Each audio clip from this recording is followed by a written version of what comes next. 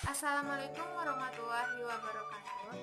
Sebelumnya, perkenalkan nama Ibu Ani Rohini. Ibu adalah mahasiswi dari jurusan Administrasi Pendidikan Universitas Negeri Padi. Baik, Assalamualaikum warahmatullahi wabarakatuh. Di sini kita akan mempelajari yaitu mata pelajaran simulasi dan komunikasi digital. Nah, adapun materi kita pada bab 1 ini yaitu tentang pengembangan ide. Pada bab 1 ini, adapun kompetensi dasarnya yaitu 3.1 menerapkan logika dan algoritma komputer. 3.2 menerapkan metode peta minda. 3.3 menggunakan fungsi-fungsi perintah. Dan 3.4 membuat peta minda. Baik, langsung saja masuk ke pertemuan kita pada hari ini yaitu tentang konsep ide dalam simulasi dan komunikasi digital. Nah, apa itu ide? Nah, ide adalah ketika kita menghadapi sebuah permasalahan dalam kehidupan sehari-hari, sering terlintas dalam benak kita yaitu tentang solusi-solusi yang mungkin dapat kita kerjakan. Nah, bayangan yang seringkali terlintas dalam pikiran dapat muncul secara tiba-tiba atau melalui proses pemikiran yang panjang. Nah, kompleksitas permasalahan yang tidak terlalu rumit biasanya akan memacu otak untuk merespons secara otomatis sehingga memberikan alternatif pemecahan masalah. Nah, jadi pengertian ide adalah imajinasi atau rancangan solusi terhadap masalah yang dihadapi sebagai hasil pemikiran baik bersifat spontan atau melalui proses pemikiran yang lama. Nah, adapun alur untuk menggali ide atau gagasan. Biasanya, seseorang yang ketika mempunyai suatu masalah, nah dari masalah tersebut akan diproses atau dipikirkan dari otak. Nah, dari otak tersebut akan muncul sebuah ide atau gagasan. Nah, dari ide atau gagasan tersebut baru muncullah sebuah solusi. Nah, itulah yang disebut dengan ide. Adapun sebuah ide atau gagasan sebaiknya memberikan beberapa manfaat seperti yang pertama, membantu memecahkan masalah. Yang kedua, memberikan kontribusi positif bagi diri sendiri dan orang lain. Yang ketiga, tidak melawan aturan ketentuan hukum, norma agama, sosial, dan masyarakat. Yang keempat, mampu memberikan wacana pembaharuan ilmu pengetahuan dan menambah keterampilan. Dan yang kelima adalah memotivasi orang lain untuk melakukan hal yang sama. Nah, selanjutnya adalah simulasi. Simulasi adalah metode percobaan atau eksperimen untuk memecahkan masalah dengan meniru kondisi nyata melalui media pendukung seperti audio, video, gambar, dan perangkat mekanik maupun komputing untuk mendeskripsikan keadaan yang sebenarnya. Contohnya, kita lihat ada sebuah simulator pesawat terbang. Nah, ketika seorang pilot ingin menerbangkan pesawat, tentunya harus terlebih dahulu melakukan sebuah latihan. Tidak mungkin seorang pilot melakukan latihan langsung melalui pesawat. Otomatis dibuatlah sebuah simulator pesawat yang meniru seperti kondisi di dalam pesawat dengan keadaan tombol-tombol, audio, gambar, dan semuanya untuk meniru kondisi nyata di dalam pesawat tersebut. Nah, itulah yang dimaksud dengan simulasi. Selanjutnya adalah komunikasi. Komunikasi adalah proses pengiriman dan penerimaan data informasi antara dua atau lebih pengguna melalui media transmisi tertentu. Selanjutnya ada digital. Digital ini lebih mempresentasikan setiap data, baik file gambar, audio, video, maupun grafis yang dihasilkan perangkat elektronik seperti komputer. Contohnya, gambar digital berarti gambar yang dihasilkan dari proses digital seperti kamera digital dan diolah menggunakan komputer. Nah, jadi konsep membuat ide atau gagasan dalam situasi dan komunikasi digital dapat kita simpulkan. Konsep membuat ide atau gagasan dalam simulasi dan komunikasi digital adalah cara membuat komunikasi antar pengguna dengan pekerjaan keseharian menjadi lebih mudah menggunakan perangkat digital dalam bentuk simulasi. Contohnya, ketika akan menyimulasikan pekerjaan mengetik yang semula menggunakan mesin tik secara manual menjadi simulasi yang dapat dicetak yang hasilnya sama persis dengan mesin tik manual. Nah, simulasi yang dapat digunakan adalah menggunakan perangkat komputer dengan aplikasi pengolah kata seperti Microsoft Word yang dapat diatur margin, ukuran font, spasi, dan dicetak sama persis dengan hasil pengetikan manual dengan mesin tik. Nah, selanjutnya adalah algoritme. Algoritme adalah cara memecahkan dan menguraikan setiap permasalahan dalam hitungan menggunakan alur pikiran yang sistematis dan logis. Nah, dalam berpikir, manusia selalu dipengaruhi oleh dua faktor. Yang pertama, faktor moral dan faktor rasional. Faktor moral adalah yang berhubungan dengan lingkungan secara sosial kemasyarakatan, seperti sopan santun atau etika.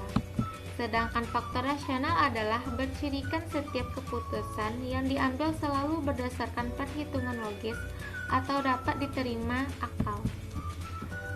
Logis atau logika adalah berasal dari kata logos yang berarti hasil pemikiran atau nalar yang disampaikan dalam kata-kata, tulisan maupun verbal. Nah, selanjutnya adalah pseudocode. Pseudocode adalah suatu bentuk algoritme menggunakan kode, tanda, dan notasi yang dimasukkan untuk menyederhanakan bentuk kalimat manusia. Nah, pseudocode ini hampir sama dengan algoritme. Perbedaannya yaitu, pada algoritme terdapat masukan bilangan, sedangkan dalam pseudocode input bilangan. Dalam algoritme, jika 5 lebih besar dari 2, maka 2 lebih kecil dari 4. Nah, dalam pseudocode, if 5 tanda besar 2 dan 2 tanda kecil 4. Nah, dalam algoritme, jika belum lapar, tidak perlu makan. Nah, dalam pseudocode, if belum lapar dan tidak perlu makan. Nah, dalam algoritme tampilan angka, sedangkan dalam pseudocode output angka. Sebenarnya antara algoritme dan pseudocode ini hampir sama, hanya saja dalam penggunaan bahasa dan tanda yang digunakannya. Nah, selanjutnya adalah flowchart. Flowchart atau diagram alir adalah skema yang menunjukkan aliran atau urutan untuk menggambarkan suatu proses. Nah, flowchart ini memiliki fungsi untuk menggambarkan, menyederhanakan suatu proses sehingga mudah dipahami. Nah, selanjutnya kita masuk pada jenis-jenis simbol flowchart. Yang pertama itu ada terminal, berfungsi sebagai start atau end program, yaitu simbol yang menunjukkan awal atau akhir dari sebuah program. Yang kedua ada input atau output data, berbentuk jejer genjang, yaitu proses input atau output data secara manual yang digunakan untuk operasi, yaitu mengambil input dan menampilkan output. Selanjutnya ada proses, berbentuk persegi panjang, menunjukkan semua jenis operasi seperti inisialisasi, perhitungan, dan sebagainya.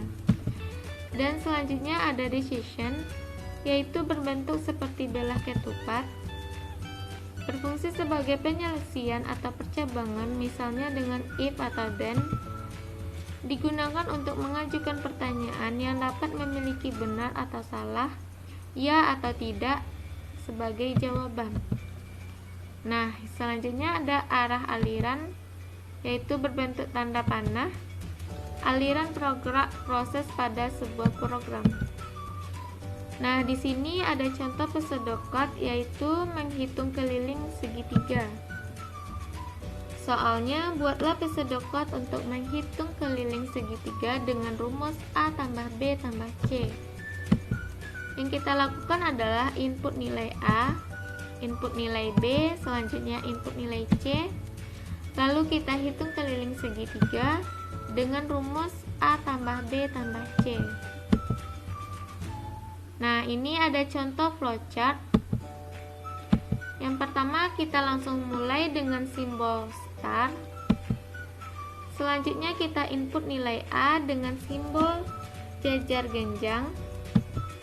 Kita input nilai B, kita input nilai C, dan kita hitung keliling segitiga A tambah B tambah C.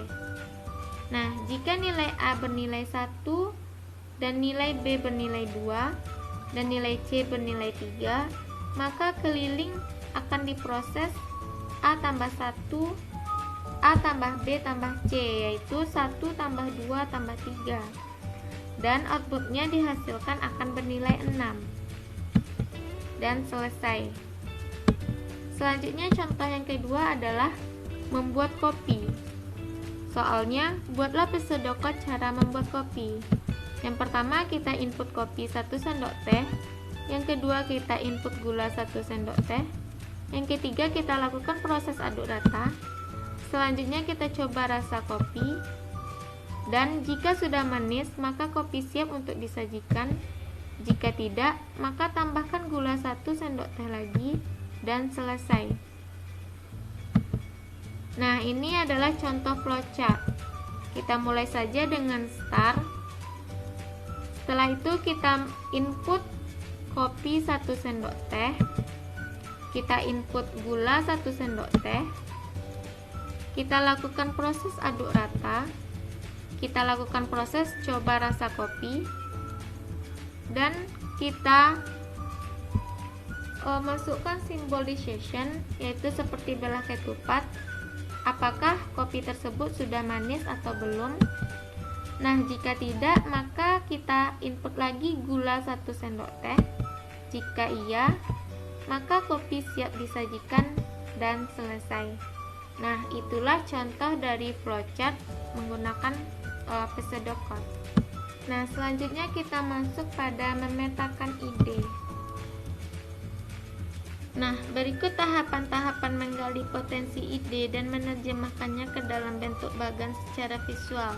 Yang pertama itu memvisualisasikan permasalahan yang dihadapi dan membayangkan solusi yang dapat ditempuh. Nah, pada tahap ini ide tersebut masih berada di angan-angan pikiran yang lebih sering dikenal dengan imajinasi. Nah, sebagai contoh, mengapa bentuk roda mobil harus bulat? Nah, pertanyaan tersebut akan memicu otak untuk berpikir dan menghasilkan visualisasi dalam bentuk imajinasi. Selanjutnya adalah berpikir secara sistematis melalui tahapan-tahapan, yaitu fokuskan pada beberapa ide atau gagasan. Lakukan beberapa pertimbangan untuk menentukan ide yang akan ditampilkan dan diimplementasikan. Selanjutnya, tentukan bentuk rancangan desain dari ide tersebut. Nah, itulah cara memetakan ide. Nah, selanjutnya adalah membuat animasi bola pantul, yaitu untuk memulai proyek pembuatan animasi ini ada beberapa persiapan yang harus dilakukan, yaitu yang pertama merancang algoritma program game. Di sini terdapat 10.